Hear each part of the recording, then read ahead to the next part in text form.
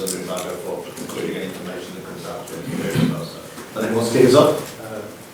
Jurgen, Arsene Wenger's just spoken today, yesterday, saying he watches your team and he can see a lot of his Arsenal Invincibles team and they're playing without the fear of losing. Is that kind of how you see this team now, that they do that? They don't go out on a pitch with any worry about defeat?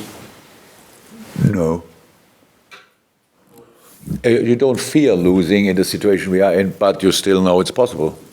So it's one of three possible results.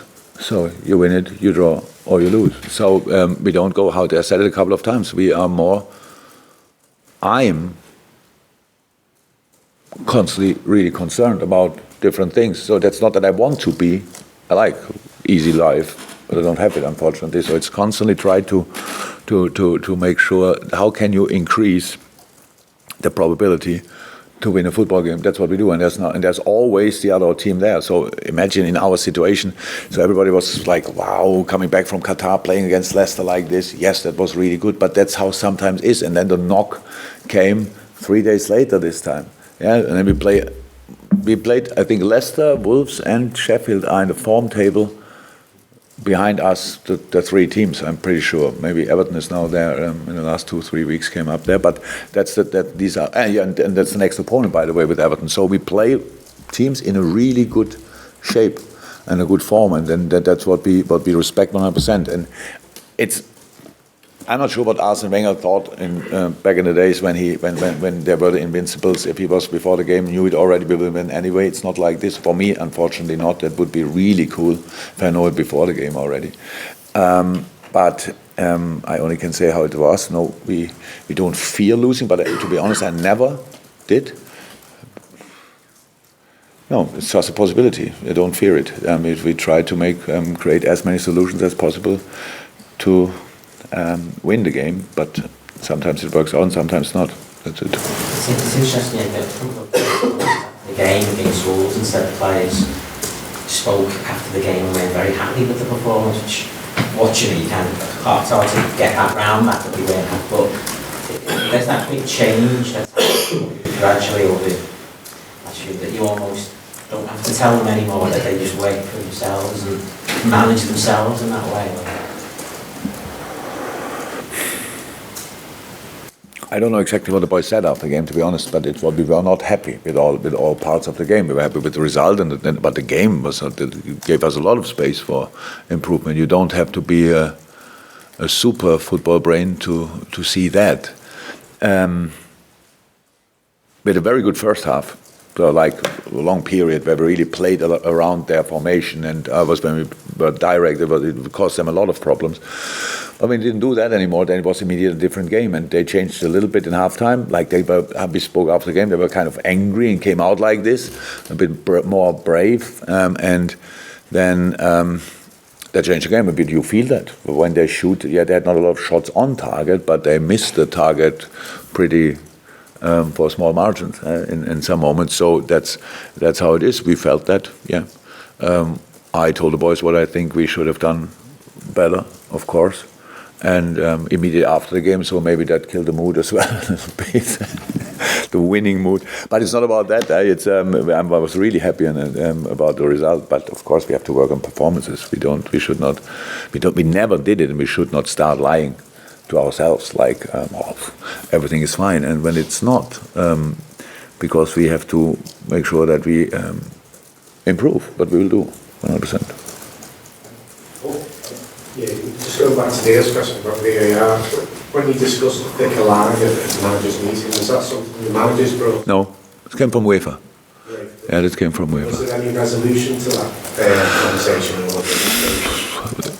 Official resolution or in that moment? No, that was just bringing something up which could decrease the trouble around offside a little bit. And for me, in that moment, it's the first time I heard about it. So and then you start thinking. I just thought it brings back the old offside rule a little bit. In doubt, favor the attacker, which is football. So how I learned it, always like, 100% sure, he let it go. It didn't happen too often, but when it happened in a game, and you saw later that it was like with a big toe offside, no footballer would have said, yeah, but he has to see that. because it's not possible and if you see all these offside decisions with a human eye, it's not possible to see that. So like the heel or whatever. So how can we, help the refs a little bit to make the right decision? We all accept it. If it's slightly offside, so he would still whistle when he sees it. So that's the next thing. If you have to write a thicker line, you have to whistle it when it's direct, because especially international, that's the main problem. It's really much more in UEFA and it was much more in the World Cup, that they let run pretty much everything until the goalie and the striker nearly clash in each other and then flag. And you think, wow, that costs in a game, in an intense season, that's like 500 sprints for offensive players, and always a potential accident, whatever, or hamstring, whatever. You think, oh, come on, whistle it. Everybody sees offside, and wait. Situation clear, bam, flag. There are a lot of things where we still could work on. But how I said, as long as it's like this, we have to work with exactly how it is now, and that's what we try. Last one, You've obviously made only one change in each of the last two lineups, which given you the schedule maybe surprised people when other teams rotated more. Was that because you rotated at the start of the month more Bournemouth and Everton? That allowed you to go stronger in this period? Yeah, we had for a short. I said Shakir would have played last game, so it would have been 2 then probably, and so, but it didn't work out. So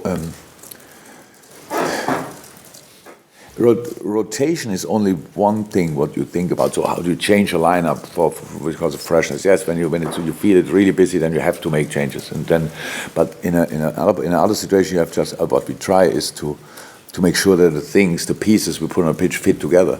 So when we played Everton at the beginning of the month and made 5 or 6 changes so we were sure that this offensive line, for example, will click together. So that's why we did it. But then we had the games after that, and it's about intensity. We get numbers, all this stuff. So it's not that I sit there and think, come on, let's play them today. So it's just how it can work together. And sometimes, and not very often, but sometimes it's then the next game as well, in a little bit in mind. If it's only 3 days, so you have to make sure that you have lineups for all the games. But the focus always is on the next game, obviously.